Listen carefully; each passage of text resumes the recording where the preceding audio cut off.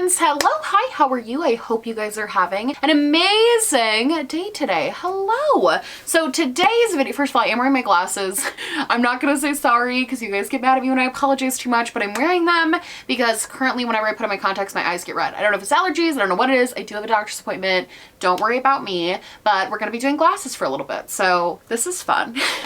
I actually low-key was like, I shouldn't even wear the glasses, I should just do it blind, but I just feel like that's a recipe for disaster. Like, I just feel like all the footage is gonna get corrupted, or like it's not really gonna be recording because I can't see it, or the whole video is gonna be out of focus. Ease my anxieties, we're just gonna do this with glasses on. Today's video is one that I'm really excited about. I did a video like this a long time ago, and I feel like it got a really good reception from you guys. I feel like you guys actually really enjoyed it and liked it, and it was basically about makeup gimmicks, and kind of the bad ones. I remember I mentioned like the MAC pizza roller eyeliner. Remember when that was a thing? I remember I mentioned the Kaja paint roller highlighter. Just a lot of really funny gimmicky products. And I do feel like since then more gimmicky products have come out, but I would like to note in this video, because I rewatched the old one and it's definitely more like these products are stupid and they're all gimmicks. I kind of wanted to do a compare and contrast of, there are brands who I feel the gimmick is purely just to cover up the fact that it's not a good product, right? But I also feel like there are products that are gimmicks, but they might actually be good. The gimmick might just kind of enhance the product, because I don't want to say the gimmicks are inherently bad. Sometimes they can genuinely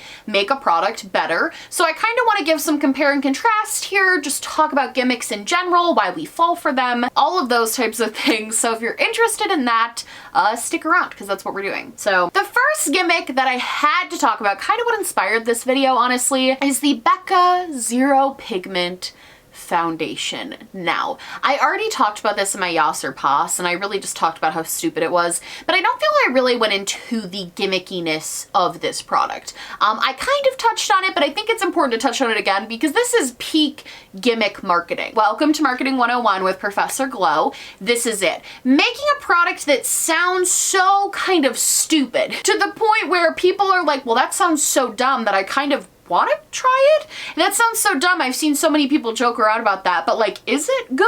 It kind of piques your interest. That's kind of what these gimmicky things do, especially gimmicks that are inherently not good. I would label this as a not good gimmick because a no pigment foundation does not really exist. It would either be a primer or a moisturizer. That's what those are. We already have things that are technically no pigment foundations that exist. The whole difference between a primer or a moisturizer and a foundation is the pigment. So if you take away the pigment, you just have a primer or a moisturizer. And upon doing my Yas or Pass, I hadn't really seen a lot of reviews for this product. And since doing the Yas or Pass, I have seen reviews. I am here to tell you that this is an absolute waste of $40. It seems as though this product doesn't even really moisturize or blur or do anything of the sort. It's literally just goo. It is non-pigmented glue, so they weren't lying about the no pigment, but it's just goo. It's really nothing special. It's not like a revolutionary product, and it's so funny to me. I'm gonna rant about this product for like a quick second if you'll allow me to. It's so funny to me because when they posted about this product, when they were like, oh, here's our new release from Becca, this is the no pigment foundation. It's like before and after pictures of these women who, it was like before the no pigment foundation, after the no pigment foundation, and the pictures were identical. You couldn't even, they didn't even go through the trouble of like face tuning the pictures to make it look even remotely like the product did anything. Nothing happened. Hi, it's editing me. So watching the footage back, I will amend my statement. It's not that they didn't do anything. They just made the models look normal and then made them look wet. So if you would like to look wet, then I guess it does do that according to these pictures. So I wanted to just amend that statement. Okay.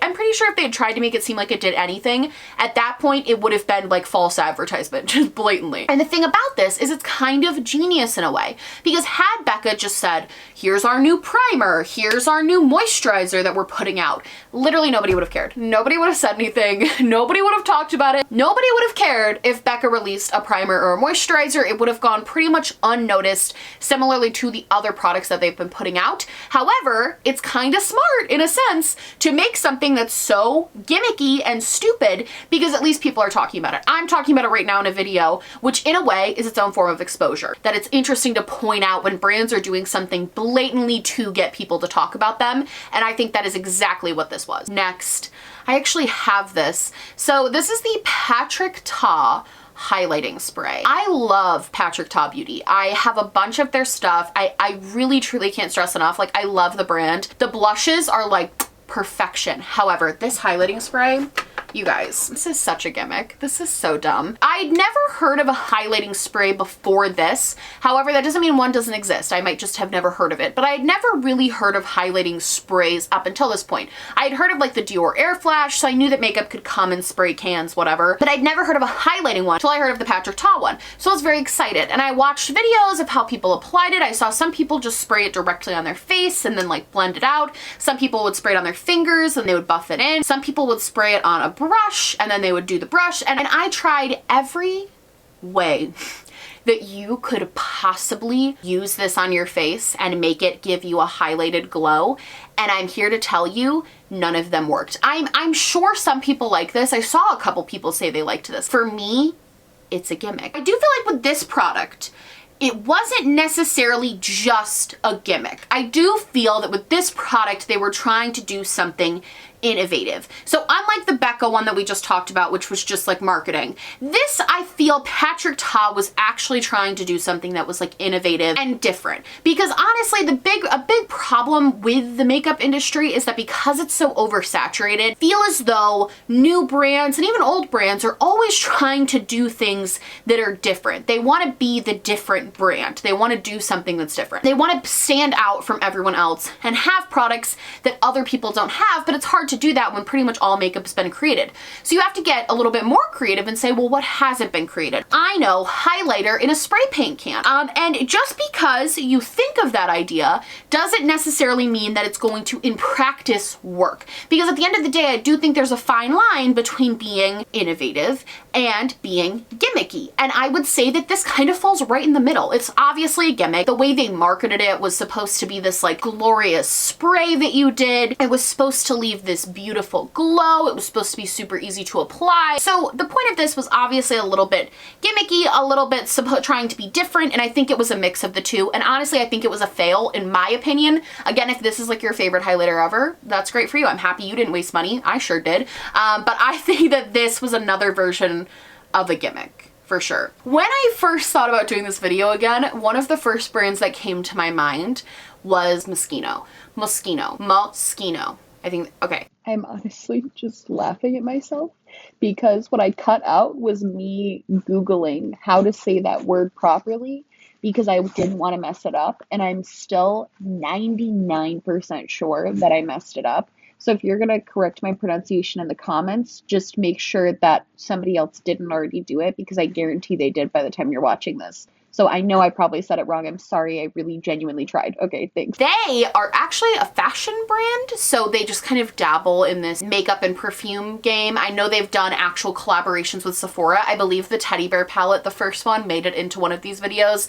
But now we're going to talk about the part 2 to that, which is so interesting. And that would be the Lab Top eyeshadow palette. Now, I'm not going to knock the quality of this palette because one of my good friends, Teresa is Dead, basically said that this was like one of her favorite eyeshadow palettes ever. So if she likes it, I trust her opinions and reviews. If she likes it, it's probably good. So I'm not gonna knock the actual palette. I'm not gonna knock the quality. What I am gonna say is that the idea that everything should be a makeup theme is a gimmick in and of itself. A piece of equipment, a machine. To look at a machine and to think to yourself, ah yes, an eyeshadow palette should be made centered around this idea. Not everything is art. I know for like people who are really artsy, like I've watched Project Runway where they've had to do the challenges where they go around New York City and try to find inspiration from like the water trickling down the street. Like sure, but for like a makeup company, not everything needs to be a collection. Back to School didn't need to be a collection.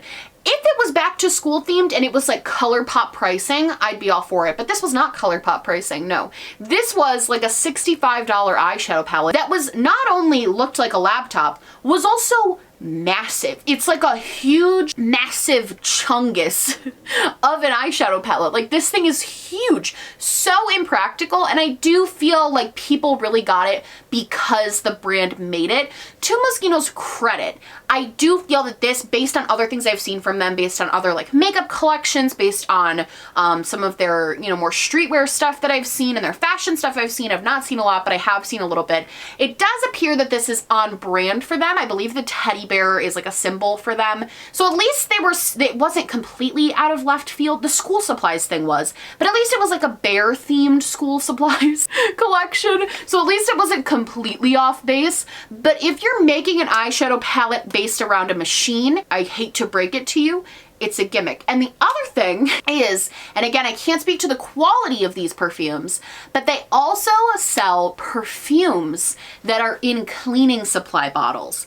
And I'm not gonna lie, this gimmick gets me. I think a genius gimmick on their part is the cleaning supplies perfume. I think that is such a good idea. It makes sense because both are sprays, so they both at least are nozzles. We're gonna talk about a perfume that makes zero sense for what it is. Both of them are spray bottles. It makes sense. It's something that's kind of funny. They have a ton of different scents that go with it and a ton of different like limited edition ones and all of those things that appeals to the market that you're actually looking for, whereas school supplies is kind of like kids go back to school, not adults. So I felt like that was kind of weird. Whereas the cleaning supplies, adults, we hate cleaning. I hate cleaning. So having something that's like funny that reminds me of cleaning, kind of cute. I actually think that this gimmick works. And I've never smelled the perfumes. I know they're kind of pricey, so I probably wouldn't buy one, especially if I like wasn't obsessed with the scent. But I have to say, marketing done well, gimmicky done well, because at least it kind of makes sense for their brand because they're known for doing that kind of stuff. They're known for doing like household objects into things. I still think the computer's weird and the highlighter, I don't get it, but they're known for doing kind of household things and like weird things. So it kind of makes sense, at least with their brand. It goes along with it. It's something kind of quirky and cute. Like I fully support the spray bottles. I don't like the laptop.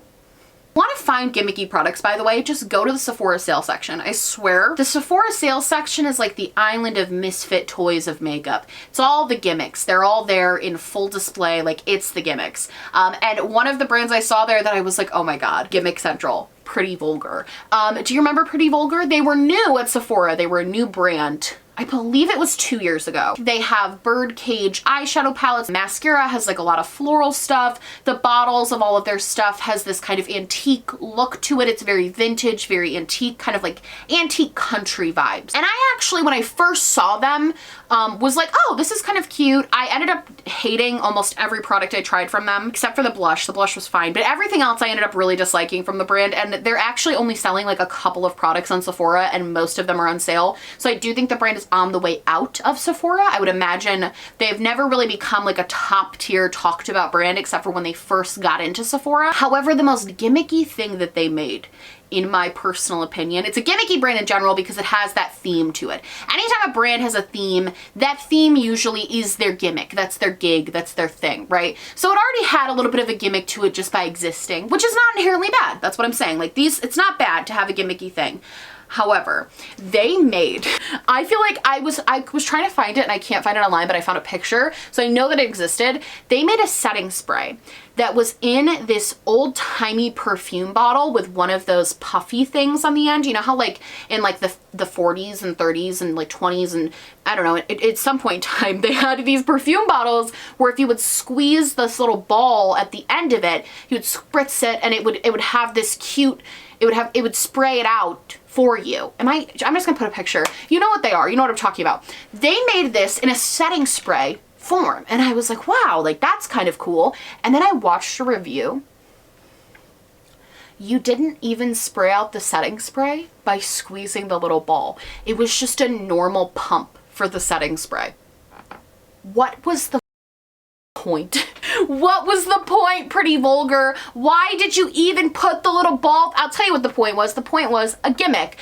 Don't play a drinking game to this and take a shot every time I say gimmick. Please don't do that. It was a gimmick. They literally knew that that whole thing is like cute and that whole concept is a really cute concept and that people would be kind of interested in that, but they couldn't even be bothered to put in the work to make it a practical product for people. The cool part about it was that it was gonna feel like you were 20, you were like Marilyn Monroe spritzing yourself with this, and you couldn't even do that because they were too lazy to actually connect the pump to the spritz. That was the most ridiculous one on here. I know the Becca one was also ridiculous, but that one, it's like, are you joking? So next we have, this is such, the only reason I included this is because they do sell this on Ulta's website. So I do feel that it qualifies as like makeup, cosmetics, all of that. Sugar Bear hair was the biggest scam of like 2017. I cannot believe that I almost bought Sugar Bear hair. And you want to know what the gimmick is? First of all, the gimmick is that it doesn't work. The product itself just literally doesn't work. It does nothing. There's tons of videos of people like documenting if it actually works, unsponsored ones. Never works. It never actually does anything. It's literally, you pee it out, like it's just candy, basically. You're eating candy. So not only is it a scam because it doesn't work, not only is it a scam because they had all of these influencers promote, like all the Kardashians promoted it, all of the YouTubers promoted it. I'm pretty sure like Laura Lee, James Charles, we know he promoted Sugar Bear hair. Like all of these influencers promoted Sugar Bear hair, and it was this huge thing. Everybody was raving about it. It's not even that annoys me about this. It is the fact that it was shaped like a frickin' gummy bear. That's the gimmick. That's what got you sucked in. It's a cute little gummy bear. You're taking a gummy bear, but it's gonna make your hair stronger. I can just, in my brain, instantly visualize like 50 different influencers who had the little bear, the gummy bear, in their mouth, like as if it was gonna do anything for them, as if they had even taken one at the time of taking that picture. Literally, I feel like the whole gimmick of that was they look like gummy bears, so it's cutesy, and you're gonna feel cutesy when you eat it. That was the whole marketing tactic. That was the whole marketing technique, was around being cutesy, and it worked. They actually, I feel like, must have made so much money. So much money. I feel as though recently people have definitely caught on, mostly because of videos that are actually unbiased and not sponsored, trying out those products and basically being like, no, this actually doesn't do anything for you. And also I feel like people now low-key kind of get when they talk about Sugar Bear hair, because we all kind of know it's doesn't really work or do anything. So if you're promoting it, it's like, oh, so you don't actually care about your subscribers and what they spend their hard-earned money on. That's good to know. Note that in the book for later. But I just feel like the gimmick, the fact that the stupid teddy bear thing got I wanted it. Like, I almost got played by that. If I had money at the time, I absolutely would have bought Sugar Bear hair. If I had just like $30 to blow on vitamins, 100% would have bought it. But like, it was literally because it was shaped like a teddy bear. Next we have, I actually have this one too. I bought into this gimmick. And here's the thing. I bought into this gimmick because I'm a sucker. I am a sucker. I fall into these things sometimes. I know I like vent about these things and I'm like, don't fall for it. I am only human and I break when I fall down, and sometimes I fall for these things. The Carolina Herrera perfumes are such a gimmick. They're the perfumes that are shaped like stiletto heels. You obviously, I don't have to explain to you what a gimmick is. You know what this is. Perfume I bought from her does smell okay. Not a bad perfume. I'm not gonna go ahead and say it's like the worst perfume ever. It's an okay perfume. Perfume's a perfume, like whatever. The reason that this, after a while, has like I'm not gonna get rid of mine because it was incredibly expensive and I'm not gonna just waste that money. But the reason this has irrationally kind of eaten away at me of like, you spent your money on this and it was stupid, is because it doesn't make sense. Okay, let's just go there. So I bought the pink one with the sparkles because I am a sucker. And here's my problem. Okay, what you would think, if it would make sense, like if it would be logical, would be you could like squeeze the thingy here, because this makes sense. This is like a little spritzer. This is kind of like the Windex bottle ones from Moschino. That's what this is, right? So you would think no, that's not how it works. So you're like, oh, do you like, I don't know, squeeze like down here? No, the spritz comes out of here, the top of the shoe, and it's just a button. I know that if I broke this open, it would literally just be a roller ball sitting inside of this stupid statue of a stiletto. Nothing about this makes sense, other than the fact that a lot of people who buy perfume probably also like the look of an aesthetic of a high heel. That's it. That's the sole reason. And I do feel like if this did not come in this bottle, in this, I'm gonna call it a statue because that's what it is. Nothing about this is the perfume. This is just a normal glass bottle of perfume in ridiculous packaging. Nothing about this makes sense. And the only reason that these are popular is because it comes looking like a shoe. Alone, the fragrance is nothing. But because it comes in an aesthetically cute bottle, it works. And honestly, while this is obviously a gimmick, like duh, the reason that I'm actually low-key semi-okay with this one, and I think maybe this is just me rationalizing the fact that I spent money on this, I think the reason that this is at least somewhat okay is because at least with perfumes, for the most part, I don't know about everyone else, but I usually see perfumes displayed. Like I have shelves where I display my perfumes. So at least they're on display and you can see them. Like at least that happens. But if this were makeup, I would absolutely hate myself. I low-key still do, but if this were makeup, I'd be even more mad at myself because that just sits in a drawer. Whereas this, at least, it's displayed. So it's like, you know, yeah, like the smell on its own is like not, this would not be like a famous fragrance if it wasn't for the bottle. Absolutely not, at least in my opinion.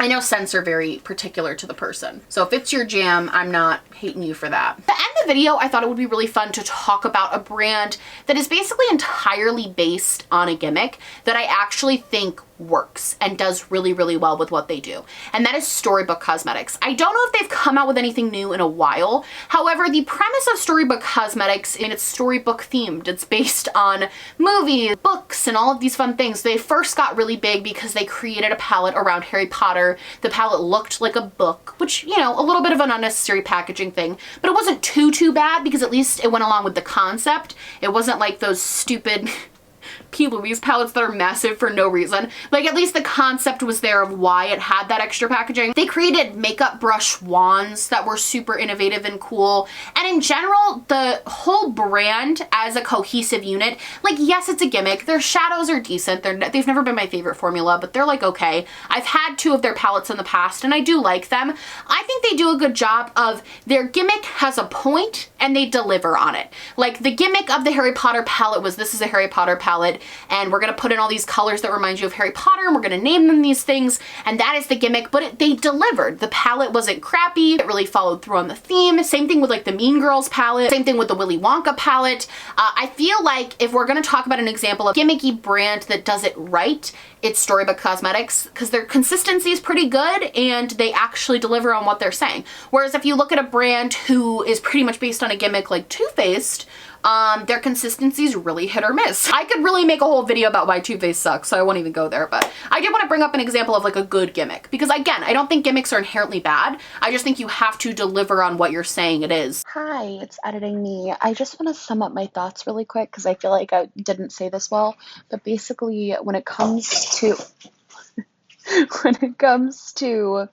these like gimmicky products and these gimmicky brands, it's okay to have the gimmick, but it has to make sense and still be a good product. Whereas like with Too Faced, sometimes they rely solely on the gimmick, but the product is crap. Whereas like Storybook, they actually have good products that in the gimmick kind of enhances the experience. Does that make sense?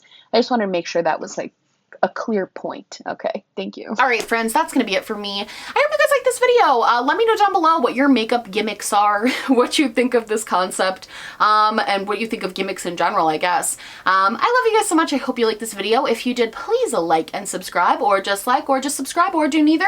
Honestly, just so happy you're watching me. Thank you so much for being here. My merch, my social media, and everything I'm wearing on my face will be linked down below, along with a link to register to vote. That's right, you can click on that link, you can register to vote, and you can be part of your democracy. It's super fun. Go do it. Along with that will be my little social justice spotlight. There's links to donate, petitions to sign, important, just information in general. Please go check that out down below if you would like. And yeah, I love you guys so much and I will see you in the next one. Bye!